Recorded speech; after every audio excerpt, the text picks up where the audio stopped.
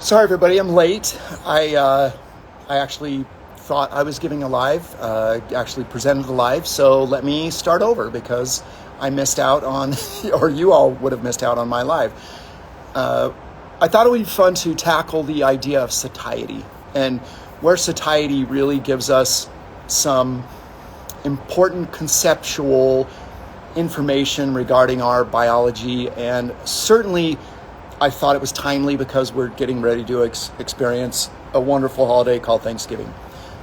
And what satiety is, it's a mechanism governed by both the biology, neurology of the stomach as well as the brain, and mainly through the hypothalamus. And it's regulated by a number of factors. So let me just talk about a few, not to deep dive too much.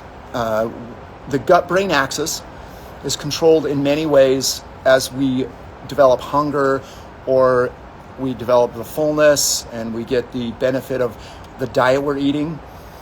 And we feel these things coming in. We want to look at the mechanisms just so that we can understand why it's so important about what we eat, how we eat, and why we eat. So the hormones that regulate satiety are leptin, ghrelin, cholecystonin K, which is CCK. We have glucagon-like peptide, and that, of course, is made, of course, of a lot of people very, very curious, both as a weight loss, insulin-resistant compound. These GLP-1 agonists are all over in the media as well as in people's lives. Certainly something we want to address and understand over time. Peptide YY and insulin, of course. And each one of these hormones helps us regulate the idea of hunger when we want to feel hungry. And it also allows us to then seek out the proper nutrients. We want to be able to identify both visually and from a taste perception. We have your nose receptors, your taste buds, and all of these help guide us, or should help guide us, to the proper food choices.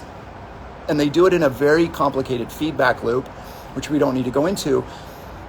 But we want to understand that this hormonal mechanism is clearly guiding us through the process of seeking out, eating, and then feeling the satiety. And satiety is where our body tells us, hey, we're getting our nutrients, your stomach is filling, we're getting ready for that to then empty into the small intestine, followed by the large intestine. And this is where we're going to extract all of our nutrients. And this is something that, although it seems like such a simple concept, it's clearly one of the more fundamental regulators of things like healthy weight, nutrient uptake, both macro and micro. And there's actually this idea conceptually of eating is an important part of our lives, clearly. I mean, we clearly have to eat. We clearly want to eat the right things. And yet I think we've lost this concept over the last few, let's call it a century even, where eating for many people has just become this habitual, or we're seeking out dopamine triggering things like foods that have been modified to stimulate these hormones incorrectly. Many people that manufacture ultra-processed foods, the science is such that they know how to integrate certain compounds that trigger these dopamine or other responses that want you to eat more. It's providing empty calories, and yet, so the hormone system I just spoke to, all of these peptides don't get satisfied, so your seeking behavior increases and you eat more of it, and then of course that leads, as we all know, to a very bad diet, which has profound consequences on our health.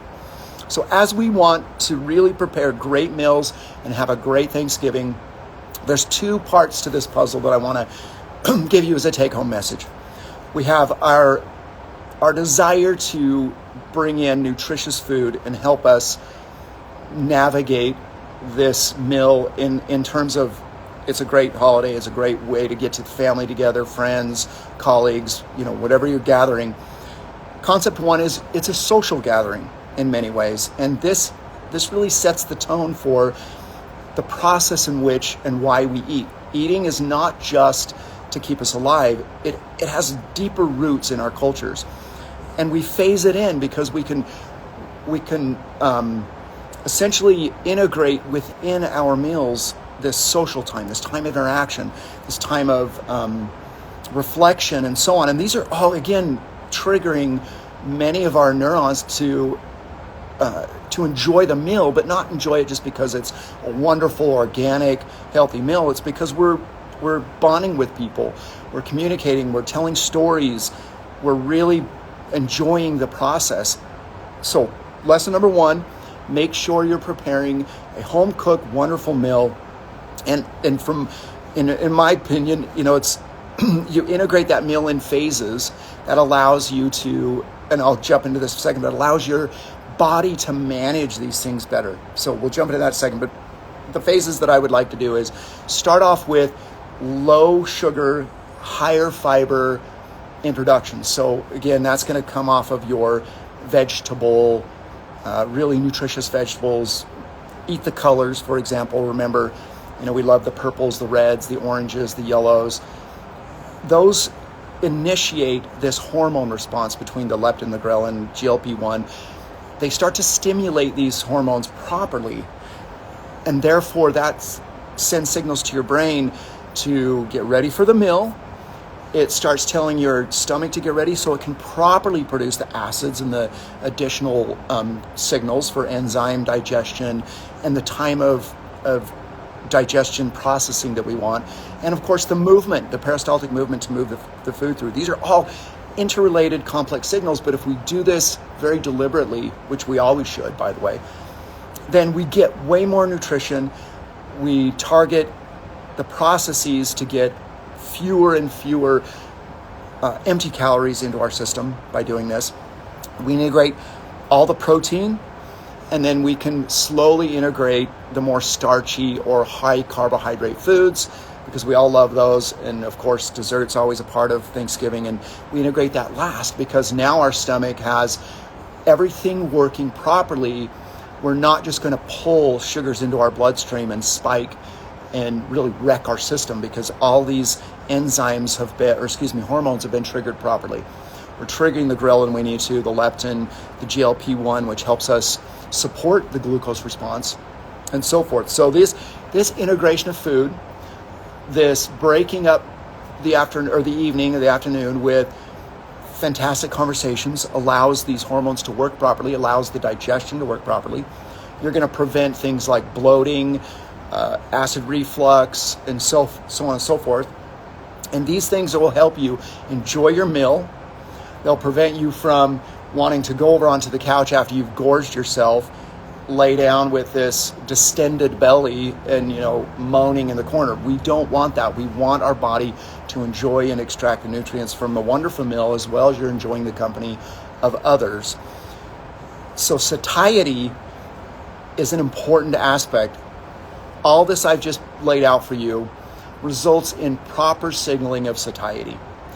And not only that, there's nerves that measure the bloating effects. So as you start to get these smaller sensations throughout your dinner on Thanksgiving, listen to those sensations.